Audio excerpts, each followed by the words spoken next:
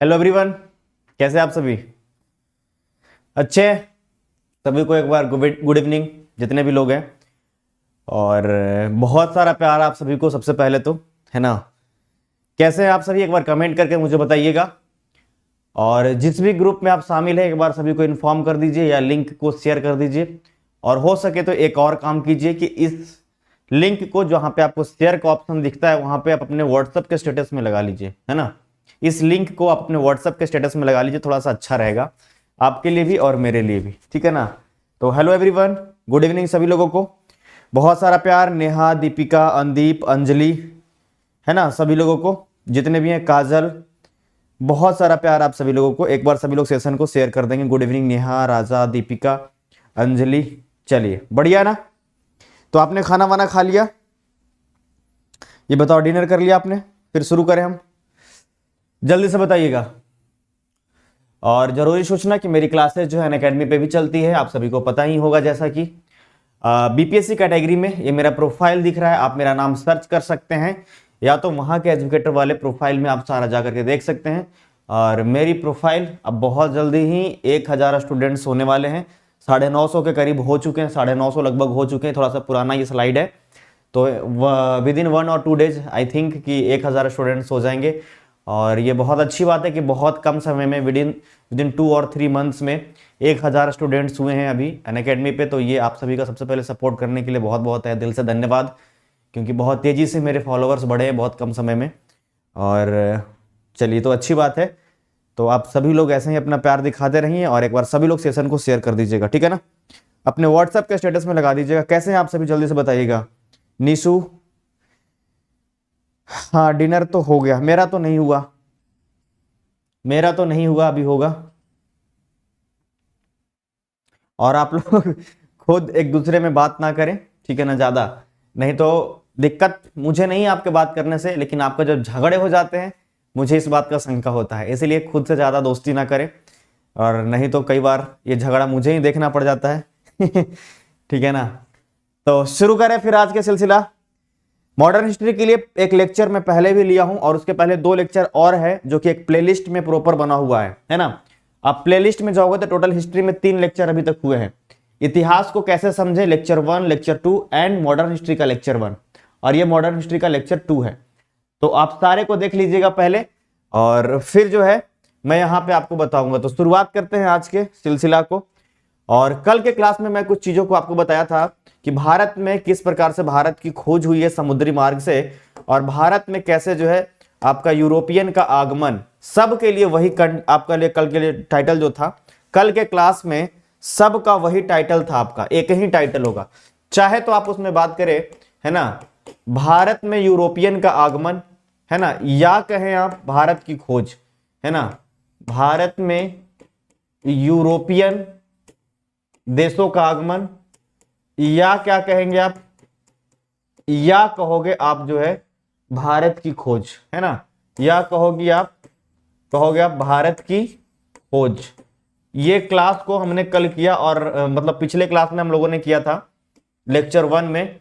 और उम्मीद करते हैं कि आपका एक नजरिया बदल गया होगा इतिहास को देखने का, जो पिछले जो 2-3 लेक्चर मैंने लिया है उसमें। और बड़ा ही अच्छे तरीके से आपने एंजॉय किया। आपका प्रेजेंटेशन, आपकी खुशी, आपका कमेंट, ये तमाम चीजें मुझे बताई, है ना। तो आज इसी को आगे बढ़ाते हैं। सबसे पहले सभी लोग जो सेशन को शेयर कर देंगे। जी हाँ, पीयूष पाठक जी, मेरे क्लास का नोटिफिकेशन नहीं मिलता है। तो आप सारे लोग तो ग्रुप में हैं ही ना, जितने लोग मेरे क्लास को कर रहे हैं सारे लोग ग्रुप में हैं। तो बेशक आप सभी को वहां पे भी नोटिफिकेशन चला जाता है, शेयर कर दिया जाता है, ठीक है ना। चलिए बहुत बढ़िया। निशा भारती का कहना है सर अभी गया कब आना है, फिलहाल तो अभी कुछ मैं कह नहीं सकता, ठीक है ना। तो आगे इस चीज को कंटिन्यू करते हैं। आप लोग बताइएगा कि सबसे पहले केप ऑफ गुड होप तक पहुंचने वाले व्यक्ति कौन थे। यह अफ्रीका का सबसे निचला हिस्सा केप ऑफ गुड होप, यहां तक पहुंचने वाले सबसे पहले आपके व्यक्ति कौन थे जो भारत के खोज के क्रम में पहुंचे थे, और वो पुर्तगाली थे। बताइएगा जरा, फिर मैं आगे आपको बढ़ूं।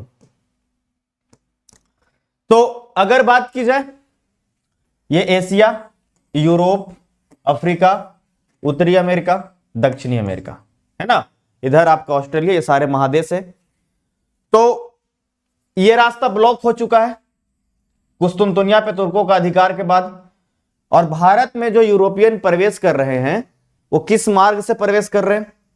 तो वो जो प्रवेश कर रहे हैं वो इस प्रकार से प्रवेश कर रहे हैं, समुद्री मार्ग से, है ना, इस प्रकार से समुद्री मार्ग से प्रवेश कर रहे हैं। और पिछले क्लास में आपने पूरा जो है इनका जो है कहानी सुना कि 1498 में वास्को डी गामा के पहुंचने से पहले बार्थोलोमियो डियाज 1487 में कोशिश करें, नाकाम रहे।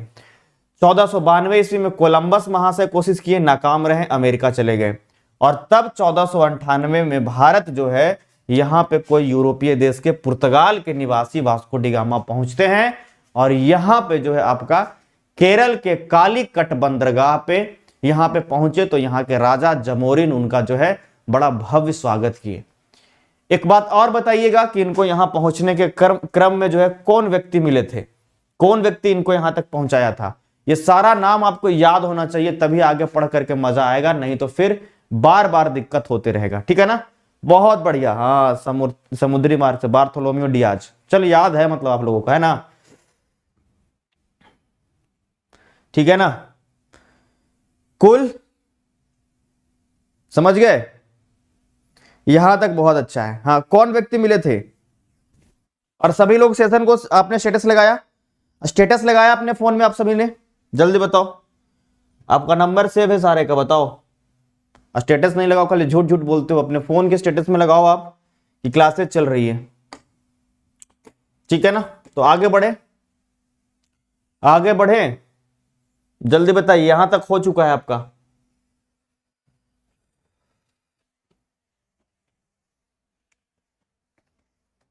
वास्को डी गामा भारत में दूसरी बार कब पहुंचे थे?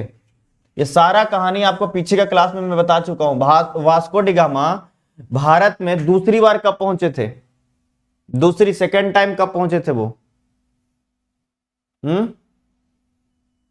बताइए, इतना में लिख लेंगे इधर हम, है ना।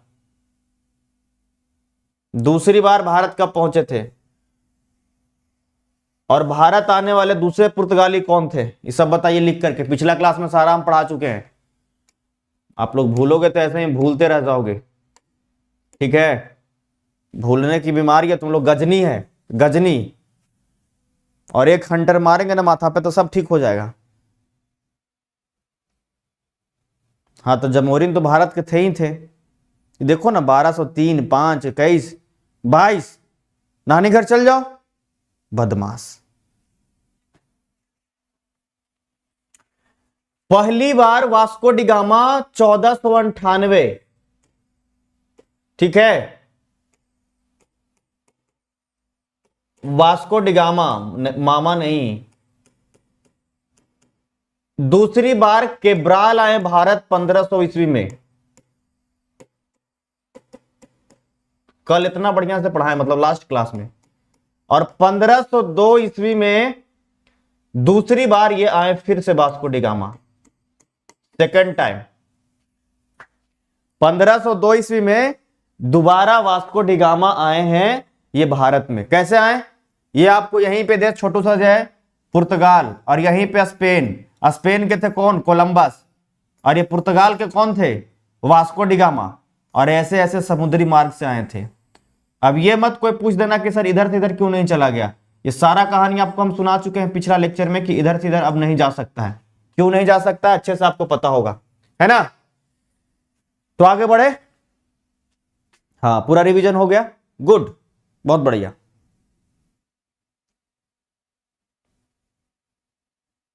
आगे बढ़े, जल्दी से बताइए। और सभी लोग ग्रुप में जाकर के मैसेज कर दो, सभी लोगों को क्लास में आना है, सर बुला रहे हैं।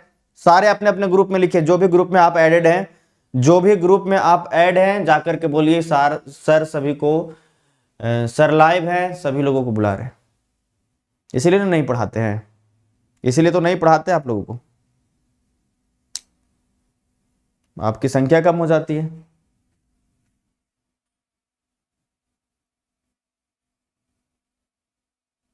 जी, बहुत अच्छा, आगे बढ़ते हैं। 1502 ईस्वी में जब वापस वास्को डी गामा आए कह क्या रहे हैं, आने और जाने में लग जाता है 2 महीना, 2 महीना आने में और 2 महीना जाने में, टोटल कितना महीना, टोटल 4 महीना। 2 महीना जाने में और 2 महीना आने में, फायदा तो 60 गुना का होता है व्यापार करने में, फायदा 60 गुना है व्यापार करने में, लेकिन आने में 2 और जाने में 2, टोटल 4 महीना का बर्बादी है। वास्को डिगामा समझ गया कि व्यापार को तो नहीं छोड़ना है किसी भी हालात में। 60 गुना का फायदा यूरोप में इधर ले जाकर के बेच रहा है, पुर्तगाल में, स्पेन में, जर्मनी में, फ्रांस में, ब्रिटेन में, मसाला, काली मिर्च, 60 गुना का फायदा, ये सब आना जाना छोड़ करके। वास्को डिगामा कहा कि मैं बार बार तो नहीं जा पाऊंगा भारत, क्योंकि समय बहुत लगता है। पुर्तगाली सरकार इस समय, पुर्तगाली गवर्नमेंट बोल दी कि व्यापार कंटिन्यू रखो, भारत के साथ व्यापार कंटिन्यू रखिए। और इसी कारण से ये जमोरिन के साथ में यहां आ करके और तुरंत जो है मीटिंग बिठाया गया, और मीटिंग बिठा करके अपनी पहली व्यापारिक कोठी जो है वो 1503 ईस्वी में कोचीन में खोल दिया इन्होंने। 1503 पुर्तगालियों पहली व्यापारिक कोठी, एक एक बात को समझाएंगे। पहली व्यापारिक कोठी कहां, कोचीन में। कहां, कोचीन।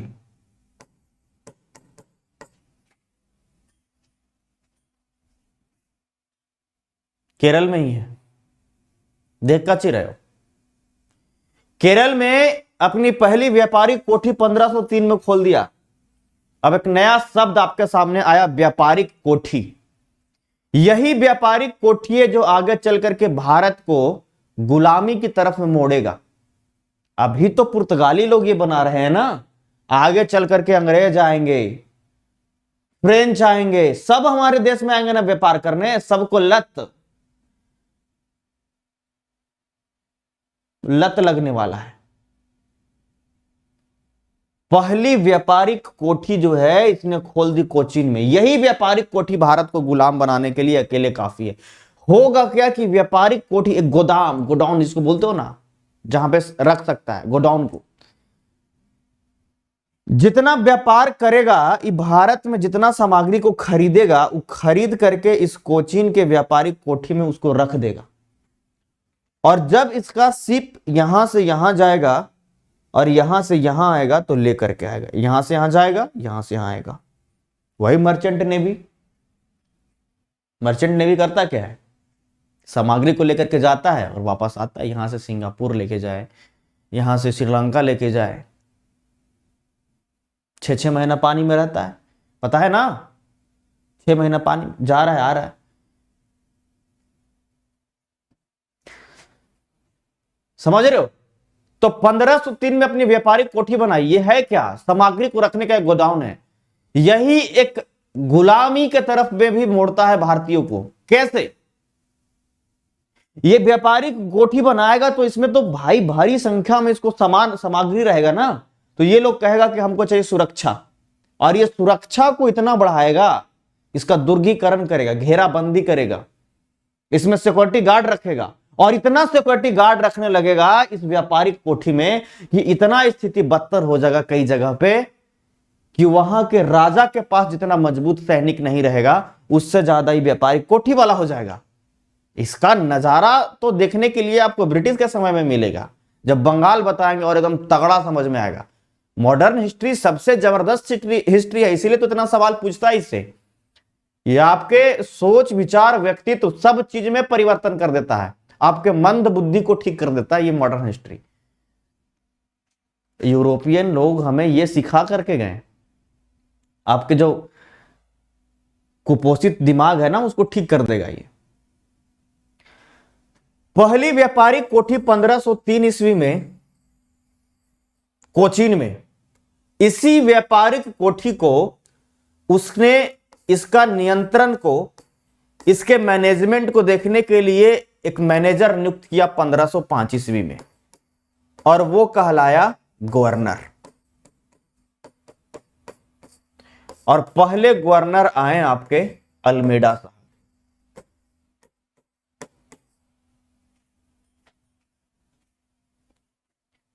पुर्तगाली सरकार, पुर्तगाली गवर्नमेंट जो है, जब यहां पे गोदाम बनाई तो वो गोदाम के समय में उसका रखवाली करने वाला चाहिए ना, एक मैनेजर जो लेखा जोखा दे सके कि मैं यहां से इतना टन काली मिर्च को भेज रहा हूं, मुहर पैक, मैनेजर, गवर्नर।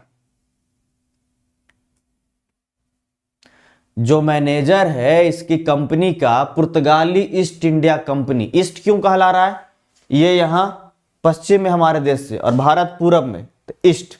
जैसे ब्रिटिश यहां ईस्ट, फ्रेंच यहां तो east, French east India company, क्योंकि भारत में जा रहा है, पूरब में जा रहा है, पूरब में, हमारे लिए वेस्ट हो गया, इसलिए हम बोलते हैं वेस्टर्न कल्चर।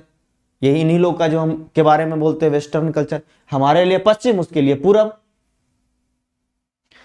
तो 1505 ईस्वी में पहले गवर्नर पुर्तगालियों की तरफ से जो भेजा गया उसका नाम क्या हो गया, अल्मेडा।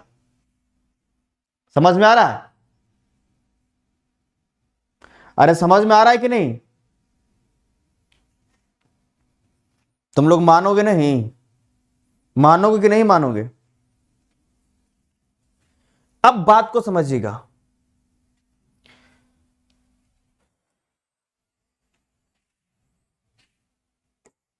कोचीन, पुर्तगालियों की पहली फैक्ट्री 1503।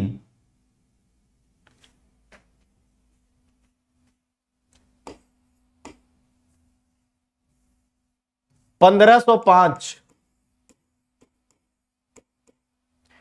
पहला पुर्तगाली गवर्नर भारत में, पहला पुर्तगाली गवर्नर भारत में। नाम क्या है? Francisco de Almeida. Francisco de Almeida.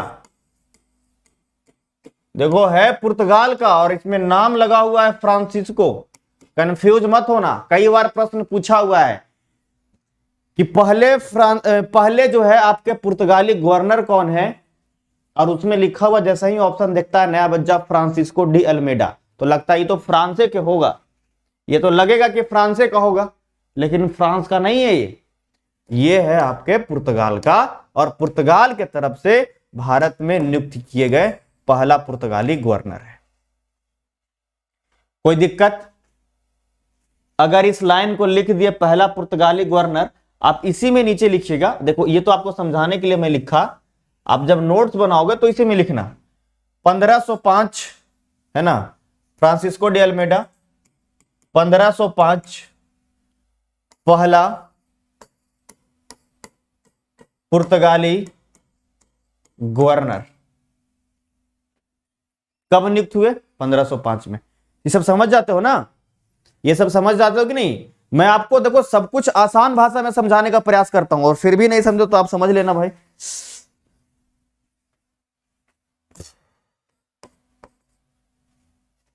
जब भी किसी गवर्नर को भेजेगा भारत में, अगर कहीं के कंपनी का मालिक, जैसे पुर्तगाली ईस्ट इंडिया कंपनी को पुर्तगाली गवर्नमेंट जो भेजा, तो किस लिए भेजा? कि व्यापार को बढ़ाए। यही उम्मीद करेगा ना कि व्यापार को बढ़ाए। देखो पूरा हम कॉन्सेप्ट जा रहे हैं। चंपारण से प्रणाम कर रहे हैं सूरज मेहता जी, आपका प्रणाम स्वीकार है, और आप कॉपी पेस्ट पे थोड़ा सा कम ध्यान देंगे, ठीक है ना? कई बार बच्चे एकदम बौखला जाते हैं। तो कोई भी सरकार यही चाहेगा कि व्यापार को बढ़ाए, तो यही उम्मीद करके फ्रांसिस्को डी अल्मेडा को भारत भेजा है कि व्यापार में 4 चांद लगा दीजिए, एकदम व्यापार बढ़ा दीजिए। क्योंकि यूरोप में मसाला कितना जबरदस्त कमी है कि जितना लाइएगा उतना बिकेगा। नॉनवेज खाते हैं ज्यादा ना अपने आप को गर्म रखने के लिए, तो मसाला की तो आवश्यकता है। मसाला नहीं रहेगा तो भाई नॉनवेज बनेगा कैसे? जितना लाइए। और पुर्तगाल में सिर्फ पूर्ति नहीं, पूरा यूरोप में पूर्ति करना है। फ्रांस में, जर्मनी में, इटली में, ऑस्ट्रिया में, यूके में, सब जगह पूर्ति करना है इन मसालों को। जितना ला सकते हो लाओ, इसके लिए अल्मेडा साहब को दिया गया ऐसा टास्क, और इसके लिए इन्होंने एक नीति अपना दी और उसको बोलते हैं blue water policy. Blue water policy, इसको हिंदी में बोलते हैं शांत जल की नीति या फिर कहते हैं नीले जल की नीति। शांत जल नीति, ये नीति क्या है बढ़िया से समझिएगा। आप जब वर्ल्ड का मैप देखोगे, इस वाले में आओ, तो यहां पे क्या पाओगे आप, ये भारत, ये प्यारा सा इंडिया, और इसके नीचे ये हिंद महासागर। ये क्या हो गया, ये पूरा हिस्सा जो है हिंद महासागर का, ये पूरा हिस्सा जो है ये हिंद महासागर का है। ये टास्क का दिया गया, ये इन्होंने जो नीति अपनाई उससे ये चाहते थे कि ये पूरा हिंद महासागर में वो व्यापार पे अपना नियंत्रण रखे और सहजता से व्यापार हो सके। व्यापार पे अपना नियंत्रण रखने के लिए, शांतिपूर्ण व्यापार करने के लिए, हिंद महासागर में प्रभाव लाने के लिए अल्मेडा साहब ब्लू वाटर पॉलिसी अपनाए। एक तरीके से आप कह सकते हैं, एक तरीके से आप कह सकते हैं कि ये कह क्या रहे हैं इस नीति के तहत ब्लू वाटर पॉलिसी का, ये हिंद महासागर में व्यापार पे नियंत्रण चाह रहे हैं, वो भी शांतिपूर्ण तरीके से। जितना भी इसमें पोर्ट है, अब देखिए इसमें कहने का मतलब क्या है एकदम समझिए, जितना भी बंदरगाह है, इसमें जितना भी आपका पोर्ट है उस पे अपना नियंत्रण चाहती है। अगर इसमें आप आओगे तो आप पाओगे यहां पे बहुत सारा पोर्ट, इधर मलक्का के तरफ, इधर पाओगे आपका मलेशिया के पास में मलक्का, इधर पाओगे फारस की खाड़ी में हरमूज, फिर यहाँ पे भारत में भी बहुत सारा, भारत का नीचे ये जितना भी बंदरगाह बनाया गया है द्वीप पे, जहां पे शिप आता है जाता है, वो चाहता है कि उस पर नियंत्रण उसका हो। और इसके लिए इसने क्या किया, ब्लू वाटर पॉलिसी अपनाई, शांत जल की नीति, शांतिपूर्ण व्यापार। हालांकि देखिए अल्मेडा साहब बहुत शांति स्वभाव के व्यक्ति थे, पहले से ही बता दो, प्रचंड नहीं थे, एकदम शांत थे, समझ गया ना। ये नीति तो इसने अपनाई, लेकिन इससे इसको बहुत लाभ नहीं हुआ। ये ब्लू वाटर पॉलिसी इसने अपनाई और इससे इसको बहुत फायदा, बहुत लाभ नहीं हुआ। क्या हुआ, तुम लोग झगड़ा काहे कर रहे हो, हाँ? काहे इतना झगड़ा करो। और सभी लोग शेयर करो यार सेशन को, बहुत कम बच्चे लाइव हैं, जल्दी कीजिए, गुस्सा आ जाता है। ये उद्देश्य क्या है इसका, शांतिपूर्ण व्यापार पूरा हिंद महासागर में, शांतिपूर्ण व्यापार पूरा हिंद महासागर। लेकिन ऐसा होगा नहीं। आपको याद है एक बात, जब 1453 ईस्वी में हम बताए थे कि कुस्तुनतुनिया पे तुर्कों का अधिकार हुआ था, उस समय ही आपको समझ में आ जाना चाहिए था कि इस तरफ ईसाई लोग हैं और इस तरफ मुस्लिम लोग हैं, ऑटोमन साम्राज्य, और इस तरफ ये, और दोनों के बीच में भयानक झगड़ा चलता है। दोनों के बीच में कभी भी जो है एक धार्मिक विवाद पहले से ही था। और इधर के जितने अभी बंदरगाह है, पोर्ट है, ये सब में ये उधर ऑटोमन साम्राज्य का अधिकार चल रहा है, और ये अधिकार चाहते हैं पुर्तगीज किया उसके ऊपर हो। जले पे नमक छिड़कना चाहते हैं, सफल नहीं हुए अल्मेडा। और जब ये सफल नहीं हुए तो 1509 ईस्वी में इनको बुला लिया गया वापस, बैक टू पवेलियन। इनको 1509 ईस्वी में वापस बुला लिया गया। क्या पाइए, वहां से आप आ जाइए। और 1509 ईस्वी में ये बैक टू पवेलियन चले गए फिर से, हो नहीं पाया।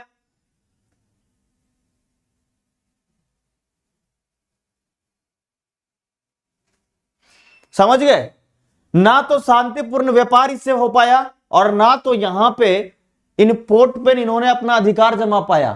फिर अब पुर्तगाल की सरकार ढूंढ रही है एक प्रचंड शासक, एक प्रचंड गवर्नर, एक ऐसा गवर्नर ढूंढ रही है जो कि व्यापार में 4 चांद लगा दे, व्यापार में 4 चांद लगा दे। और इसी समय एक व्यक्ति हैं जिनका नाम है अल्बुकर्क। अल्बुकर्क 1509 ईस्वी में इसको चुना गया है भारत में भेजने के लिए। कौन है ये? 1509 ईस्वी में इनको चुना गया भारत भेजने के लिए, दूसरे पुर्तगाली गवर्नर के रूप में बनाकर के। ये दूसरे पुर्तगाली गवर्नर हैं जो कि भारत पहुंचने वाले हैं। और पहले इनको कह दिया गया है आप एक ही शर्त पे जाइए भारत, अगर आप व्यापार को बढ़ा सकते हैं तब। अल्बुकर्क प्रचंड है, अल्बुकर्क प्रचंड है। 1509 ईस्वी में ये भारत आते हैं और इसमें अगर लाइन लिखना होगा तो क्या लिखिएगा? अरे यही चीज लिखिएगा ना कि ये जो है दूसरे, ये बहुत महत्वपूर्ण है, ये दूसरे पुर्तगाली गवर्नर। कोई गलत लाइन लिख दिए बताइए? कोई लाइन तो मैं गलत नहीं लिख दिया ना?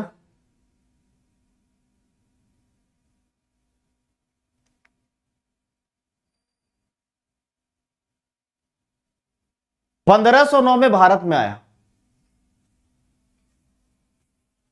पुर्तगाली सरकार को बड़ा उम्मीद था कि बढ़िया ये व्यापार करके भेजेगा, खूब भेजेगा, और उस पर ये खरा उतरने वाला है, उस पर ये खरा उतरने वाला है। 1509 में भारत आया, 1510 में एक कांड कर दिया। और 1510 में ये कांड ये कर दिया कि ये जो महाराष्ट्र और कर्नाटक के बीच में आपका छोटा सा गोवा है, ये गोवा एक शासक के पास था पहले उसके कब्जे में, जिसका नाम है यूसुफ आदिल शाह। यूसुफ आदिल शाह, इसके नियंत्रण में ये गोवा था पहले से। अब इसको लगा कि गोवा बहुत महत्वपूर्ण हिस्सा है, एक तो समुद्र के किनारे है और व्यापार भी बढ़िया होता है यहां से। लेकिन उसको लगा कि कमजोर शासक के पास है। 1510 ईस्वी में गोवा को छीन लिया यूसुफ आदिल शाह से। 1510 ईस्वी में गोवा को छीन लिया। किससे? यूसुफ आदिल शाह से। 1509 में आया है भारत में और 1510 में यही कांड कर रहा है। प्रचंड है जी, प्रचंड है।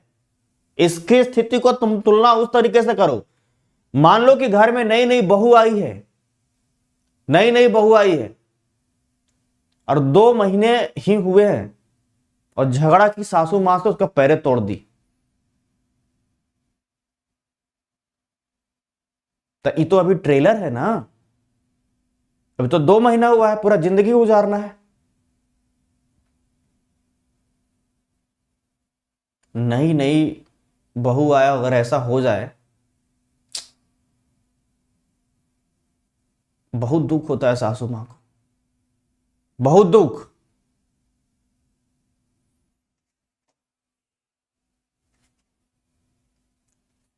पूरा मोहल्ले में कहते फिरेगी छोटी वाली बहू तोड़ दी है। अरे हम तो अपना बेटा के शादी करके एकदम फंस गए। हमारा छोटकी पुतोह इतना बदमाश है कि हम बता नहीं सकते हैं। और तो और तरीके देखो, ठगा गए ना हम बेटा के शादी करके छोटा वाला के। पता ना मम्मी पापा का सिखाए थे, तभी तो ट्रेलर है। 1510 ईस्वी में सोचो, 1509 में नियुक्त हुई है और भारतीय हिस्से को छीनने में यहां पे लग गया आपका यूसुफ आदिल शाह। यूसुफ आदिल शाह से इसने छीन लिया। पूरा लाइन को लिखना है आपको। 1510 में गोवा को छीन लिया यूसुफ आदिल शाह से। यूसुफ आदिल शाह भाई ये ट्रेलर है यार, मजाक थोड़े कर रहे यार। अभी इसका प्रचंडता तुमको देखना है, इसका प्रचंडता तुमको देखना है। ये बीजापुर के शासक थे, आपका इधर वाला हिस्सा में पड़ता है कर्नाटक में। ये बीजापुर के शासक थे पहले से, और यहां पे भी अपना कब्जा रखे थे गोवा पे यूसुफ आदिल शाह, इससे छीन लिया।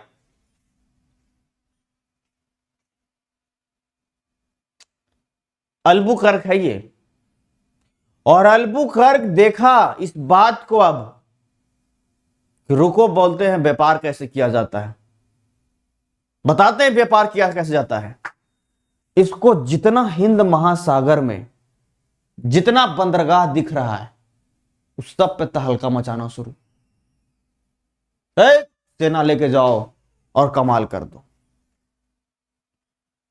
इस मैप में आप देखो, यहां आओ, यहां करके देखिए आप, मैं क्या बता रहा हूं आपको।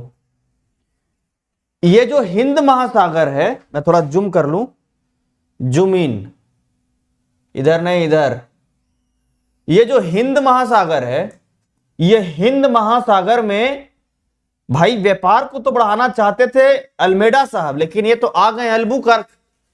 ये देश यहां पे मलेशिया, और मलेशिया के पास में यहां पे ये दोनों अलग अलग हिस्सा है। इसके बीच में जो आपका कहते हैं, यहां पर जो पोर्ट है उसको बोलते हैं मलक्का। क्या बोलते हैं इसको? मलक्का। 1511 ईस्वी में इस पे अपना कब्जा कर लिया। 1511 में इस पे कब्जा। अब जितना सीप, जितना पोर्ट आएगा, सब पहले हो करके गुजरेगा किससे? अल्बुकर्क सबका नियंत्रण। ये इधर जो फारस की खाड़ी है, ये फारस की खाड़ी, आपको ज्योग्राफी पढ़ाया ना अच्छे से। ये जो फारस, ये आपका अरब से ऊपर, सऊदी अरब से ऊपर, ओमान के आगे यहां पे, ये जो फारस की खाड़ी है, यहां पे आपका था एक बड़ा फेमस बंदरगाह, और इसका नाम था हरमुज। 1515 ईस्वी में इस पर अधिकार, पूरा नियंत्रण। 1515 में इस पे नियंत्रण। ये हरमुज पे पहले से नियंत्रण था, ये ऑटोमन साम्राज्य का, मुस्लिमों के नियंत्रण में था यहां हरमुज पे। अब आपके यहां से सोचने का तरीका आपको बदलना होगा, यहां से सोचने का तरीका आपको बदलना होगा। जब इन मुस्लिमों से छीना होगा ये पुर्तगाली अल्बुकर्क इस हरमुज को, तो क्या कभी भी मुस्लिमों के बीच में और पुर्तगालियों के बीच में अच्छे संबंध, अच्छे रिश्ते रहे होंगे? ये सोचना होगा आपको। ये थ्योरी पढ़ रहे हैं ना, मेंस कैसे लिखोगे? तो 1515 में हरमुज, 1511 में मलक्का, और ऐसे ऐसे करते पूरा हिंद महासागर, ये पूरा हिंद महासागर पे एक तरीके से पूरा नियंत्रण कर लिए अल्बुकर्क। और जब ये अधिकार कर लिए तो अपने आप इनके लिए एक नाम बन गया, हिंद महासागर का स्वामी। हिंद महासागर का स्वामी निम्नलिखित में से किस पुर्तगाली गवर्नर को कहा जाता है? हिंद महासागर का स्वामी निम्नलिखित में से किस पुर्तगाली को गवर्नर को कहा जाता है? रटोगे? पक, तुम लोग बड़ा बदमाश हो यार, रटोगे क्यों बताओ? इसको जबरदस्ती थोड़े पढ़ना है, इसको जबरदस्ती थोड़े पढ़ना है। 1511 में मलक्का कहां है? मलेशिया के पास। 1515 में हरमुज। इंपॉर्टेंट ये सब है, इसलिए नाम लिखे। और जितने भी छोटे छोटे ये हिंद महासागर का जितना भी आपका पोर्ट है, बंदरगाह है, सब पे अपना अधिकार, और इसीलिए इनको कहा गया हिंद महासागर का स्वामी। हिंद महासागर का स्वामी। इसको जबरदस्ती रटोगे?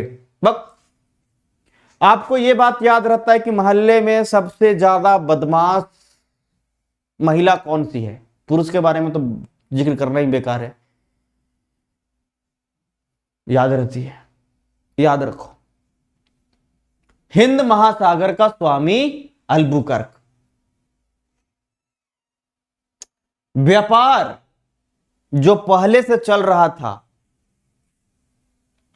उससे कई गुना अधिक व्यापार को बढ़ा दिया। जहां 40 टन माल सप्लाई हो रहा है यहां से, अब ये भारत से जाएगा 100 टन से भी अधिक।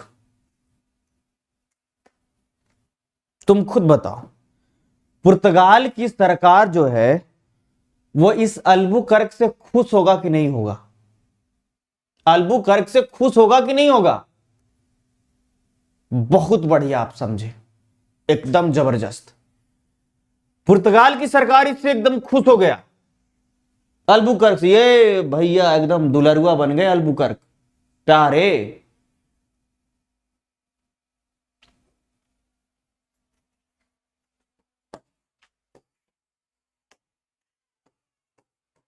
पुर्तगाली शक्ति का वास्तविक संस्थापक, पुर्तगाली शक्ति का वास्तविक संस्थापक इनको कहा गया।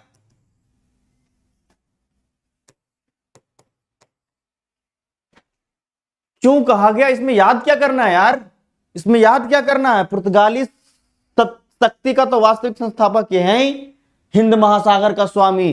जो व्यापार 40 टन चल रहा है वो 100 टन से भी अधिक। पुर्तगाली सरकार खूब खुश, हैप्पी, खूब खुश। अल्बुकर्क लड़ाकू बहुत था, और अगर लड़ाकू नहीं होता तो ना तो ये हरमुज को जीत पाता, ना तो मलक्का को जीत पाता, और ना तो गोवा को छीन पाता। लड़ाकू बहुत था। हाँ, बहुत अच्छा, आप लोग सब बढ़िया जी सर, पार्टी। तो ये लड़ाकू बहुत था। कौन? अल्बुकर्क। और इसी कारण से कई बार डर भी जाता था। उसको लगा हम तो लड़ते झगड़ते रहते हैं, लेकिन अगर कभी ये भारतीय लोगों का दिमाग जो है एकदम घुमा कि एक बार में सब हम ही लोग को जो है पिटना शुरू कर, तो दिक्कत है। इसके लिए उसने कुछ तकनीक, रणनीति अपनाई, कुछ रणनीति अपनाई। जो पुर्तगाली पुरुष थे उसको कहा तुम लोग भारत में विवाह कर लो। जो पुर्तगाली पुरुष थे उसको कहा कि भारत में तुम लोग विवाह कर लो। इसके लिए प्रोत्साहन राशि, इनाम भी हम तुमको देंगे। जिनकी नौकरी यहां पे, ऐसा क्यों चाह रहे? ऐसा इसलिए चाह रहे क्यों? कह रहे हम तो लड़ते झगड़ते रहते हैं, कब पिटागे कोई गारंटी नहीं। तुम लोग शादी अगर यहां कर लोगे तो भारत के दामाद बन जाओगे। और भारत में वैसे भी संस्कार बड़ा जबरदस्त, दामाद को मारता कौन है भाई? कोई नहीं पिटता है, गलती करोगे तब। शादी कर लो। अच्छा, अभी तक जो पुर्तगाली लोग हैं वो है दक्षिण भारत में। कह रहे हैं पुर्तगाली लोग, नाम ना करेंगे, सब काली काली दिखती है, हम लोग पूरा गोरे गोरे। अरे दक्षिण में तो वैसे भी और काली ना।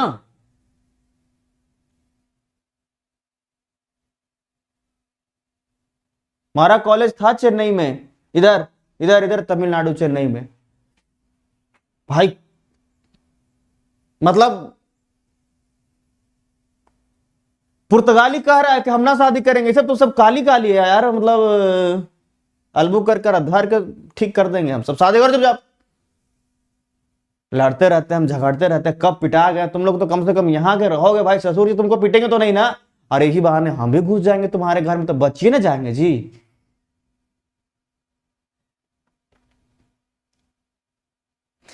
पुर्तगाली लोगों को भारत में अस्थायी रूप से बसाने के लिए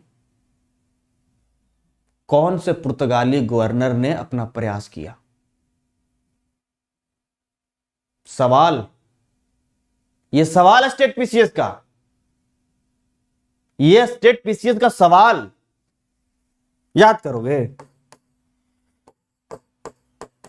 पुर्तगाली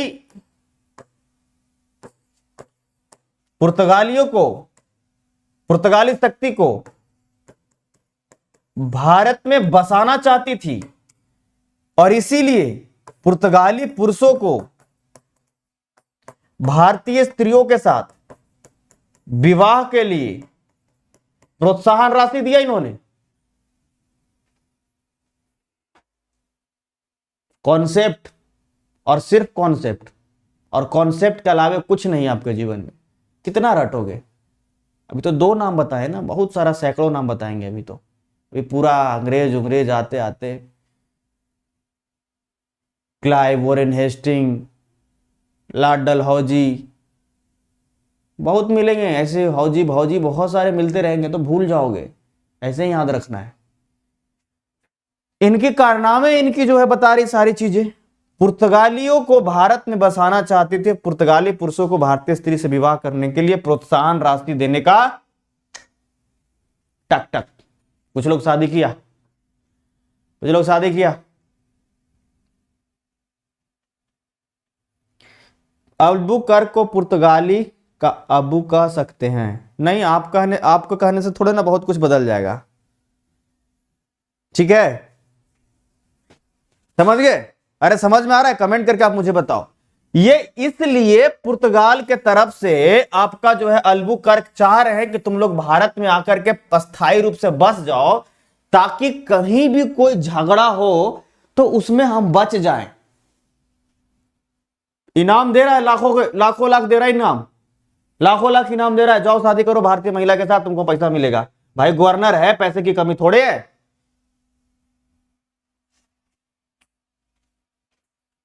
गवर्नर है, पैसे की कमी थोड़े इसके पास। तो एक सवाल पूछता है, कई बार कई इतिहासकार बड़ा मजेदार तरीके से पूछता है, कौन से पुर्तगाली गवर्नर जो थे भारतीय दामाद बनाने पे जोर दिए? पुर्तगालियों को भारतीय दामाद बनाने पे जोर दिए। अब ऐसा सवाल कर दे आपसे, भूकंप आ जाएगा वन लाइनर वाले को, तो भूकंप आएगा कि नहीं आएगा?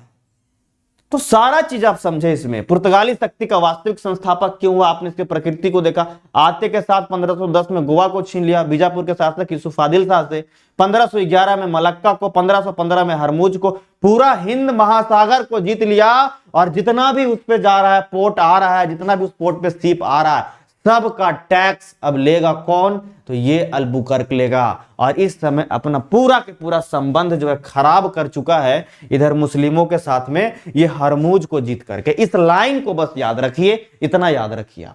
वास्तविक संस्थापक। आगे बढ़े कि नहीं बढ़े? क्लियर हो गया? 1515 में चले गए, 1515 में ये वापस चले गए। 1509 से 1515 लंबे समय तक रहे यार। 1515 सब में ऐसे लिखते जाना, और पीछे वाले में 1505 से 1509 तक 75 बार पूछा है। और तुम लोग गलती करोगे तो सोच लो पिटाओगे बड़ा जबरदस्त।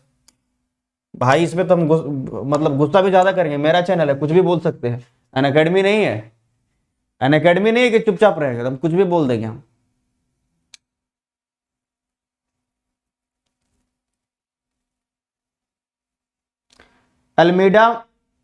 अल्मीडा मार्क खूब खुश होंगे और उसको पता नहीं होगा कि एग्जाम में 1 नंबर कट चुके होंगे। सही बात है, सही बात है, एकदम सही बात है। चलिए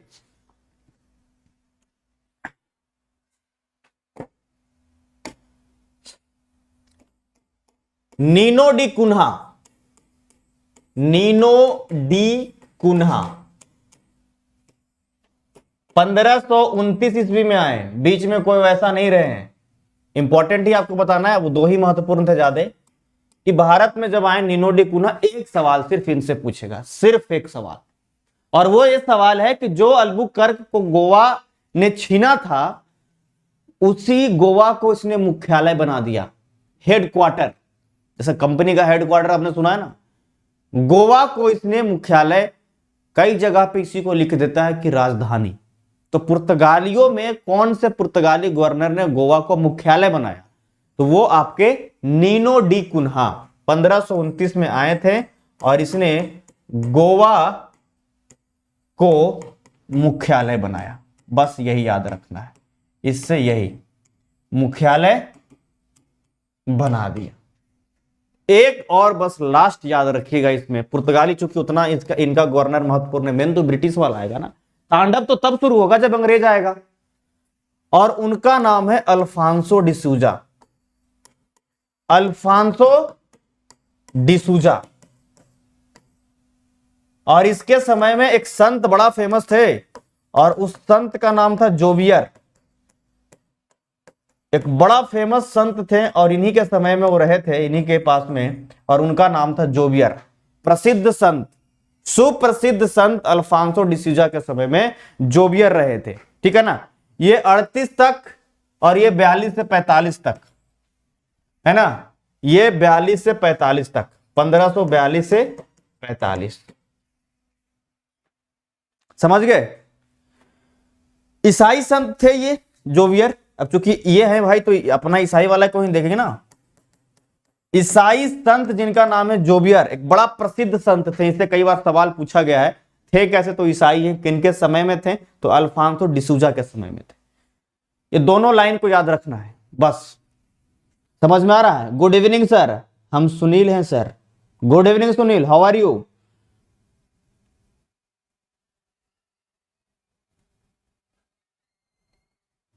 ठीक है, चलिए, बहुत बढ़िया बहुत बढ़िया। सभी लोग यार अपने फोन की स्टेटस में लगा लो यार, मजा आ जाएगा। अभी तो देखो मजा आएगा। नीनो डी कुन्हा, इसने क्या किया? तो इसने किया कि गोवा को मुख्यालय, ये वही गोवा है जिसको कि अल्बुकर्क ने 1510 में छीना था। 75 बार सवाल पूछा है। 1510 ईस्वी में ये आपका छीना। जो बीपीएससी के लिए तैयारी करते हैं या बिहार एसआई के लिए, उनके लिए इन सब हिस्सों से सवाल बहुत ज्यादा भर भर के पूछा जाता है। लगातार पीछे वाला देख सकते हैं। ठीक है ना। चलिए बहुत बढ़िया। अब ये नहीं पूछेगा रे कि थर्ड गवर्नर, अब थोड़ा पुराना हो गया ना यार।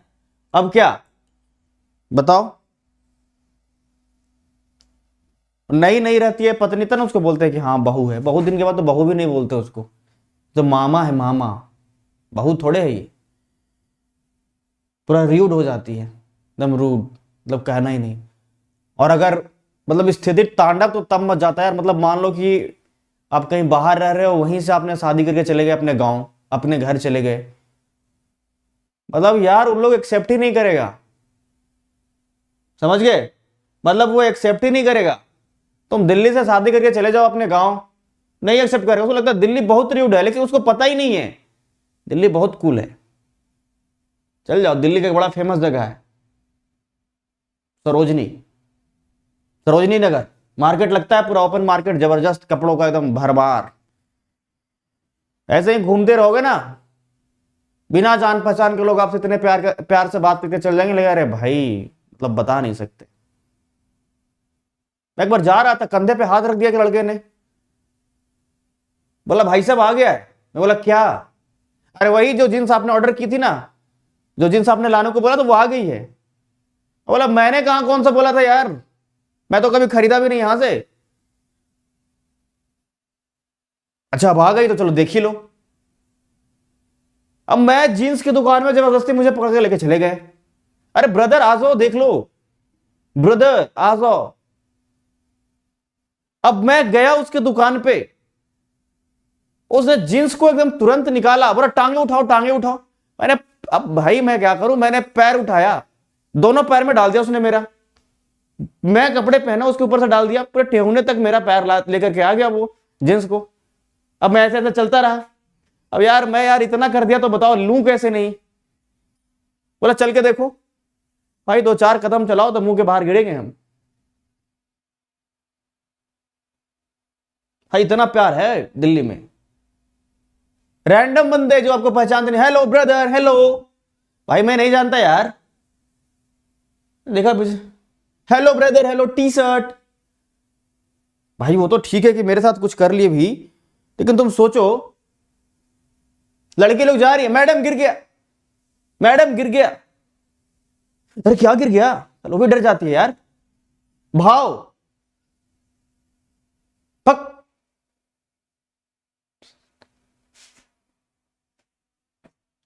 बताओ यार, किसी को लगता है दिल्ली बहुत रूड है? नहीं है, दिल्ली बहुत मतलब, अब आएंगे तो देख लो भाई, ऐसे कौन करता है यार? मैं गया हुआ उसको दुकान के दोनों पैर के बीच में, मेरे दोनों टांग के बीच में डाल दिया उसने जींस को। अब मैं पहले से ही पहना हुआ हूं, ऊपर से डाल दिया तो ठेहुने तक मेरे, भाई चल के देखो। अरे भाई आधे आधे तुमने जींस घुसाया, मैं चलूंगा भी तो गिरूंगा ना मुंह के बल पे। अब तो लेना पड़ेगा।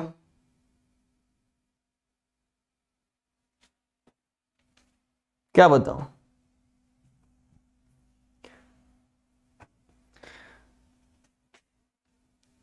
लड़कों को तो मतलब यहां पे अपने आप को मतलब फील हो जाता है। मेरे दोस्त क्या बोला, एकदम साली वाला फील आ रहा है यार एकदम से, एकदम यहाँ पे तो मतलब रैंडम लोग ऐसे ही बात कर रहे हैं। तो ऐसे तो साली अपने जीजा को नहीं बोलते शादी में, जितना प्यार से तुम बोल देते हो।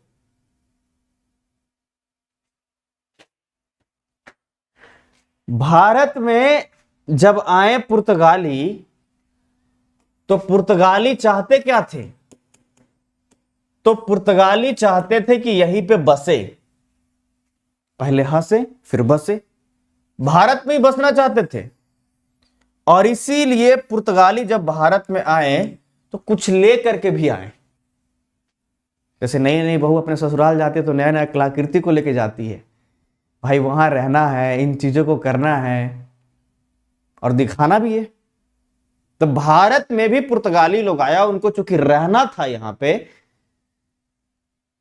वो भी कुछ लेकर के, वो भी कुछ लेकर के यहां पे आए, चूंकि रहना था। अब लाए क्या क्या, इसको बड़ा गौर से सुनिएगा। तंबाकू, पहले से भारत में तंबाकू नहीं था, पुर्तगाली लोग लेकर के आए। अकबर का समय चल रहा था, अकबर का, किसका?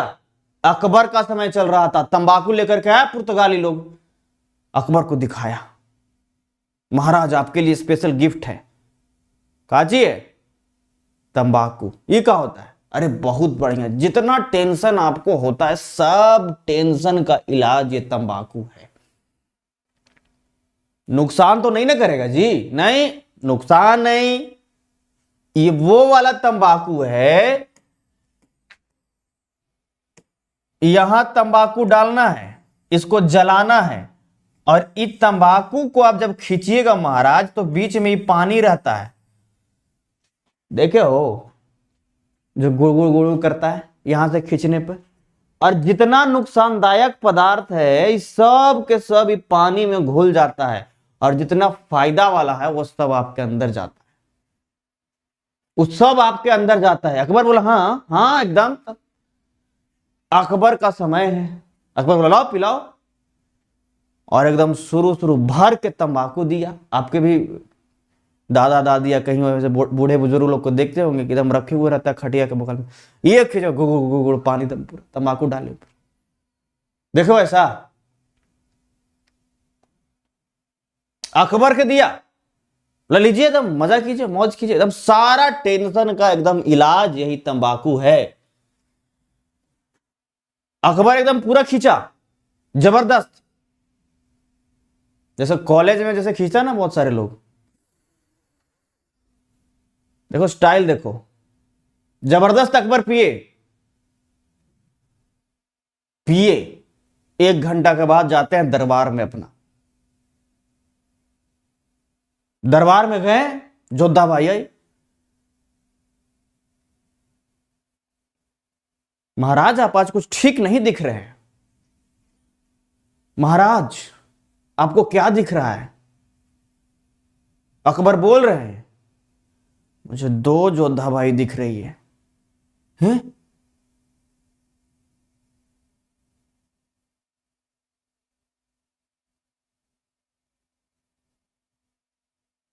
ये तो एक जोधा भाई जो 2 दिख रही है, तो भाई जो चीज 2 हो तो 4 दिखेगा।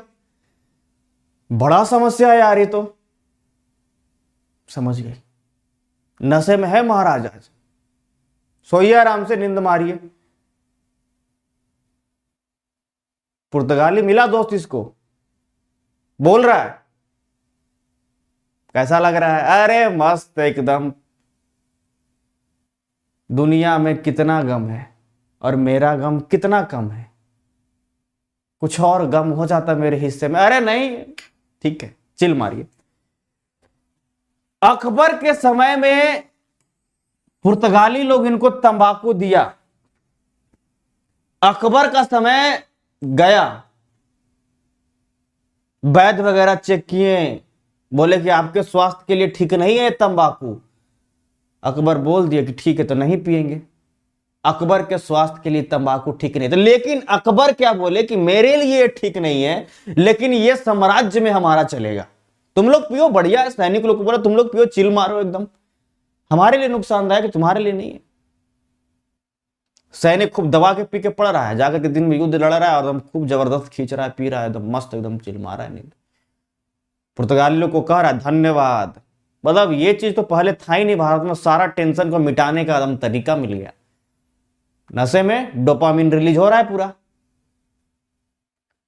बायोलॉजी पढ़े हो ना, डोपामिन हार्मोन निकलता है जिससे बहुत खुशी मिलता है। सिगरेट पीने वाले को, शराब पीने वाले को, या कुछ ऐसा एक्टिविटी, एडिक्शन जिस चीज का उसको है, ड्रग्स लेने वाले को, खुश।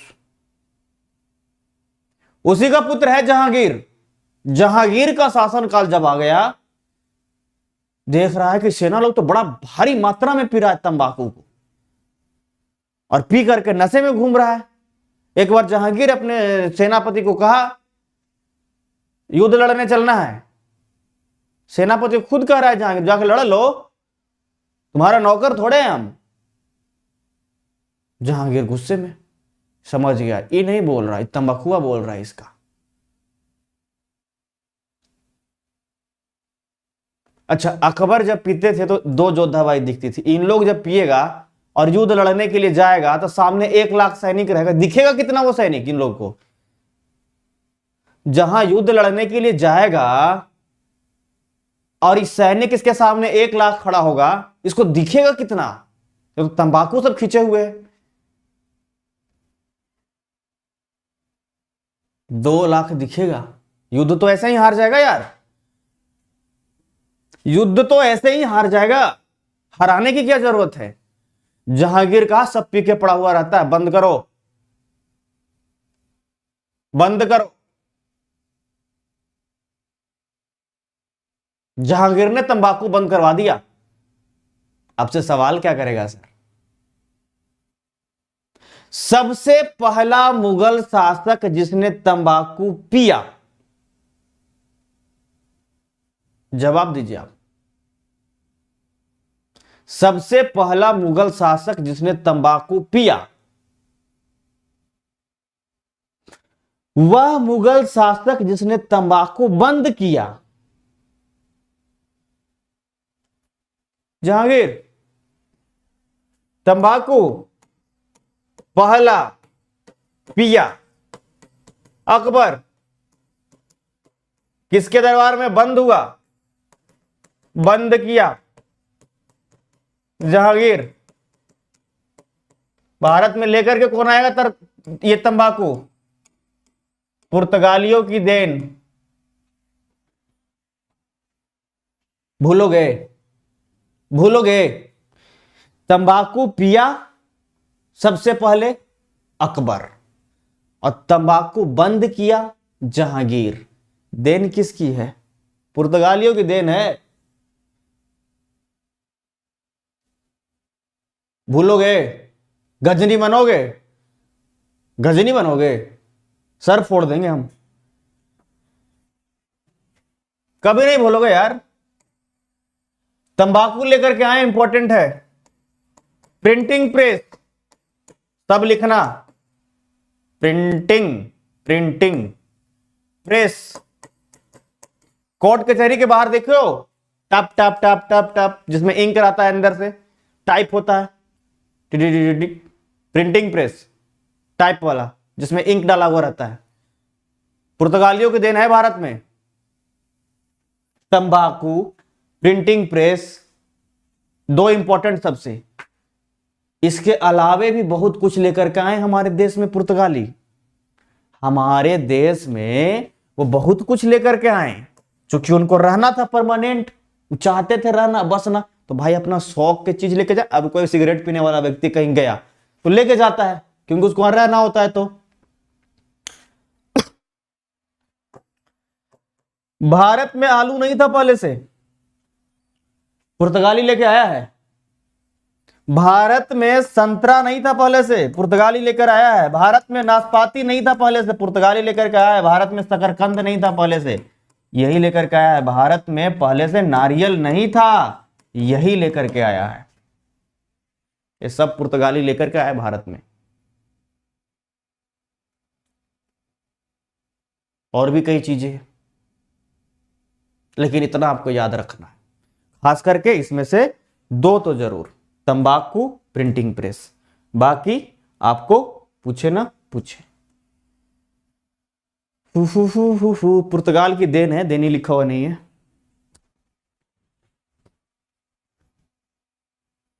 सर ऐसे लग रहा है कि आप भी अभी तंबाकू का असर हो रहा है।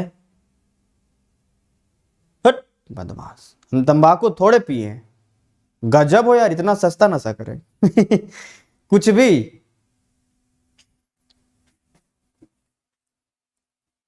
भाई मैं आपको एक्टिंग करके बता रहा हूं, और आप मेरे पे ऐसा संदेह ना करें, आप मेरे पे ऐसा संदेह नहीं करें। अभी मेरा घर नहीं बसा है। आपके वर्तमान को रंगीन करने के चक्कर में मेरा भविष्य चौपट हो सकता है। वीडियो तो कहीं भी जा सकती है, अब कहीं से भी कट कर दोगे और राहुल गांधी की तरह दिखा दोगे लड़की वालों के यहां।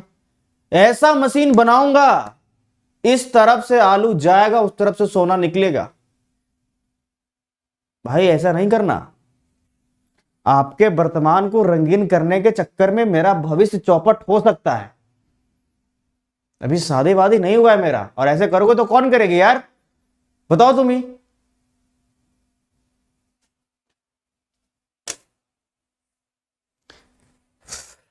अपने आप को संभालो यार।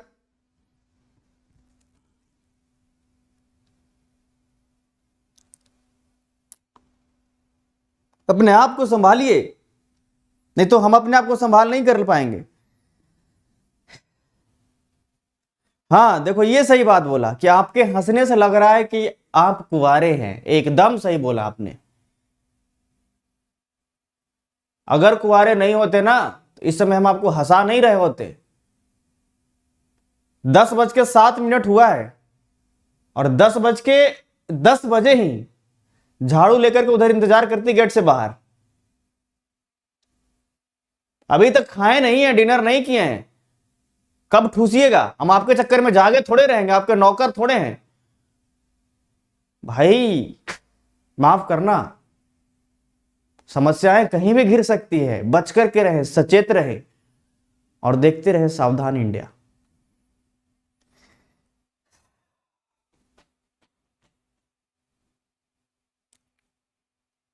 समझ गए ना? बहुत अच्छा रिप्लाई आ रहा है आप सभी का।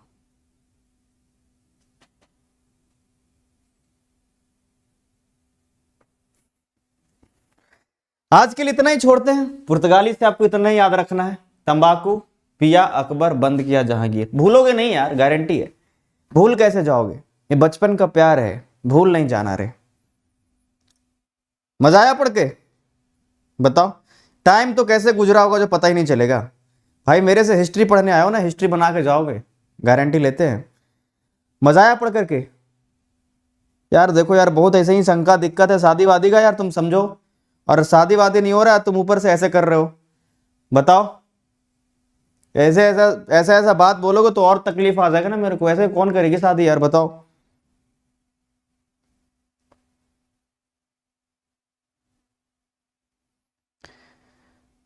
प्रदीप जी, सर हम लोगों को अभी कुमारे हैं, इसलिए थोड़ा दिल खोल के आपसे बात कर रहे हैं। एकदम दिल खोल के बात कीजिए, हंसिए पूरा। शानदार विशेषण थे, चलिए बहुत। यस सर, बहुत मजा आया। तो इतिहास पढ़ने आ रहे हो सर? सर वो घर वाली पर डिपेंड करता है, शायद आपको वैसा वाली मिले। अरे भाई, तो भाई मुझे पता नहीं है ना वो चीजें। चलिए, उम्मीद करते हैं आप सभी को पढ़ करके बहुत अच्छा लगा होगा, बहुत कुछ सीखने को मिला होगा। आप अपना कमेंट जरूर करें, और जितने भी मेरे वीडियो हैं खास करके मेरे चैनल पे, उस पर जाकर के आप कमेंट जरूर लिखें। जैसे लेक्चर नंबर 1 पर आप अभी जाकर के फीडबैक दे सकते हैं, मेरे इस वाले पे फीडबैक दे सकते हैं, ठीक है ना, कैसा लगा, ठीक है।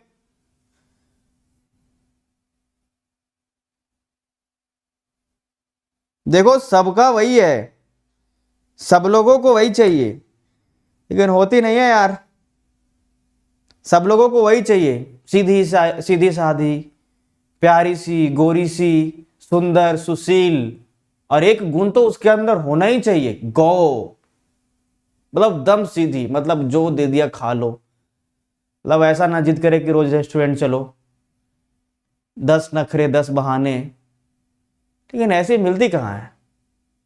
ऐसी मिलती कहाँ? समझ से आए है ना।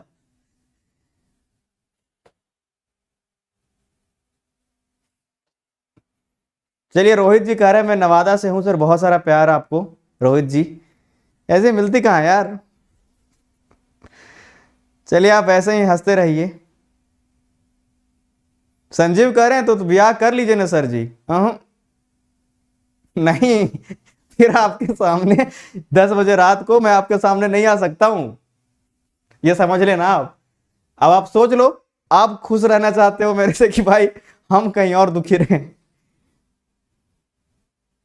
सर कोई भी सैड रहेगा आपके क्लास में तो खुश हो जाएगा, भाई यही है, खुश रहना ही है, खुश रहना ही है। अरे ठीक है बाजीराव सत्यम सम्राट, सब कुछ यही काहे कॉपी पेस्ट कर देते हो, इन लोगों को तो खुश रहने दो।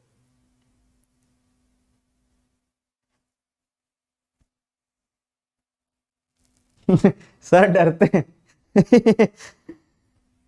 यार बताओ, ऐसा समस्या है मेरे साथ, तुम ही लोग निदान दे सकते हो। चलिए, खुश रहिए, मस्त रहिए, और रात को मेरा क्लास करते रहिए। मैं सोच रहा हूँ कि रात को 9 बजे ही रोज क्लास लूँ, और आपको एकदम मतलब मस्त सा गुड नाइट हो एवरी डे। और इतिहास का क्लास मेरा करोगे तो रोज ऐसा ही रहेगा, रोज नया नया ही कुछ आते रहेगा।